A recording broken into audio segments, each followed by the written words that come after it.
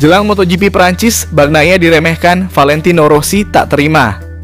Ducati lebih pilih Marquez dampingi Bagnaia di tim pabrikan, Martin ngamuk. Berikut berita selengkapnya MotoGP 2024 hari ini.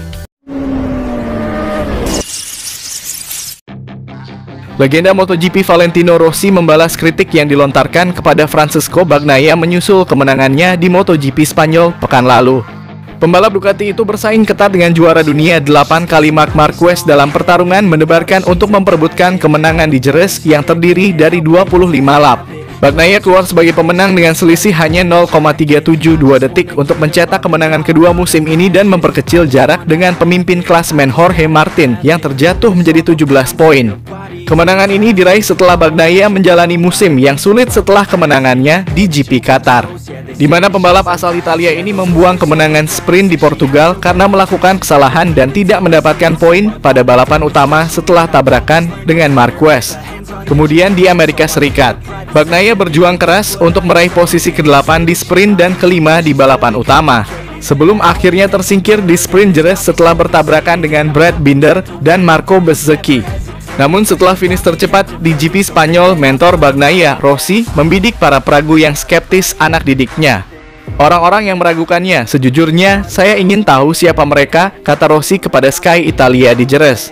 Dia sangat kesal dengan hari Sabtu karena dalam sprint ada pembalap yang berlari tanpa memikirkan orang lain.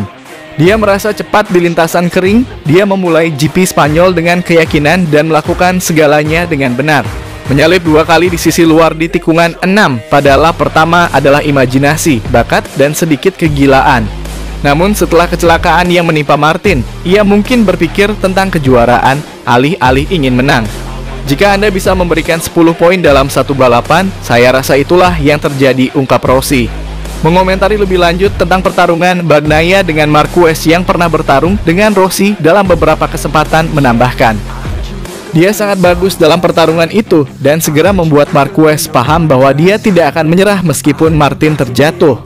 Pertama kali ia menyalipnya di tikungan 9, tapi kemudian ia sedikit melebar dan dia kembali ke posisi 1. Dia memberi jalan masuk yang bagus seperti yang biasa dilakukan Marquez dan membuatnya mengerti bahwa dia ingin menang.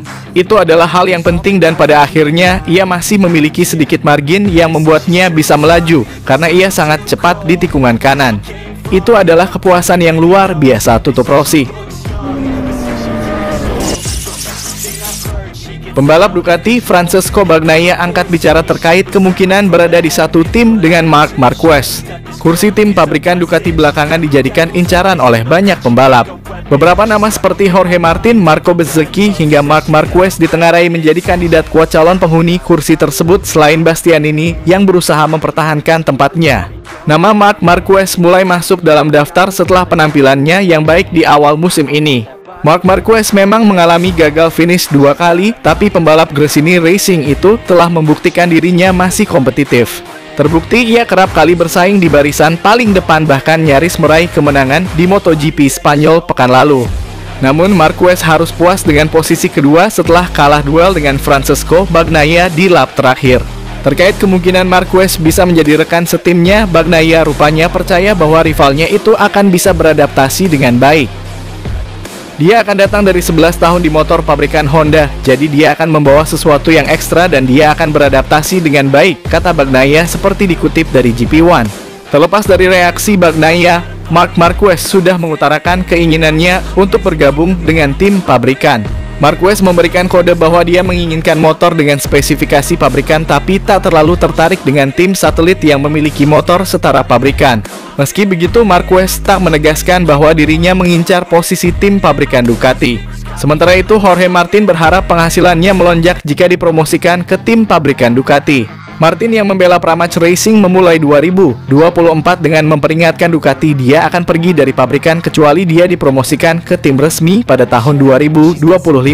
Setelah diabaikan untuk Bastianini untuk kursi pabrikan 2023, Martin kehilangan gelar tahun itu dari Francesco Bagnaia pada putaran terakhir di Valencia, yang berarti melewatkan promosi otomatis ke Lenovo Ducati.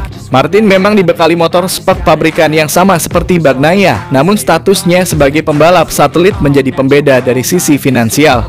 Setelah menandatangani kontrak baru, Bagnaia memiliki gaji pokok yang berkisar di 7 juta euro. Namun angka tersebut bisa naik menjadi 10 juta euro dengan bonus. Sementara itu Martin yang berstatus sebagai pembalap satelit mendapatkan kompensasi finansial yang jauh lebih rendah.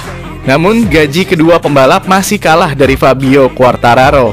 Setelah memutuskan bertahan di Yamaha sampai 2026, pembalap Prancis itu dilaporkan memiliki gaji pokok 12 juta euro per tahun, membuatnya jadi pembalap MotoGP dengan gaji terbesar. Yang dia butuhkan hanyalah motor pabrikan, kata Neil Hagson tentang Martin di TNT Sports. Dia ingin dihormati dengan kontrak pabrikan dan dibayar seperti pembalap pabrikan. Jika dia menandatangani kontrak pabrikan untuk berada di tim pabrikan, gajinya akan 4 kali lipat dari gajinya tahun ini. Jadi itulah yang dia inginkan. Dia adalah tipe pengendara yang sempurna, paket lengkap. Dia bisa menang dari depan, dia pembalap yang agresif, dia bisa melakukan waktu putaran cepat sendiri saat dibutuhkan, dia tidak perlu menguntit orang, ucap Neil Hagson. Martin memimpin klasemen MotoGP setelah 4 putaran. Dia unggul 17 poin dari juara bertahan Bagnaia.